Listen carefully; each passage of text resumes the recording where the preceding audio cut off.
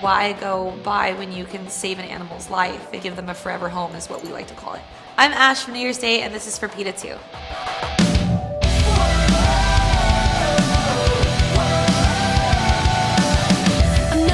Barney has many names. Yeah, Barnaby is one of them. Barnabas, Barnes, Barnice, Barnoose is the most spoiled dog in the world, and it just makes me so happy every day because he came from the street. We were outside and a little head popped up from the bushes across the street, and he was so skinny, like his bones and his ribs were sticking out of his body. He was covered in dreads, covered in motor oil, and I couldn't say no to this face. So I took him to all the animal shelters nearby, made sure no one had registered, made sure he didn't have a chip, and he was not neutered when I found him, so that was priority number one. I gave it a couple weeks, and when I realized he didn't belong to anyone, I took him.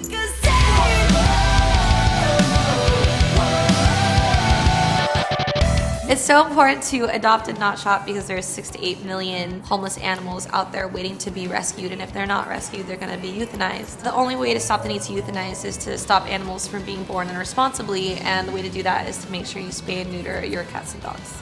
This little guy has a really big personality. He does a few tricks. He does roll over really good because he mostly just wants food. And he's so chill, like I work a lot at home. He always just hangs out next to me. He intensely watches movies. That's one thing I love. Like, we used to watch Dexter, and he'd get all into it. He'd growl at people, like if people got into fights. He is just like his mom, loves watching movies, and loves sleeping in bed.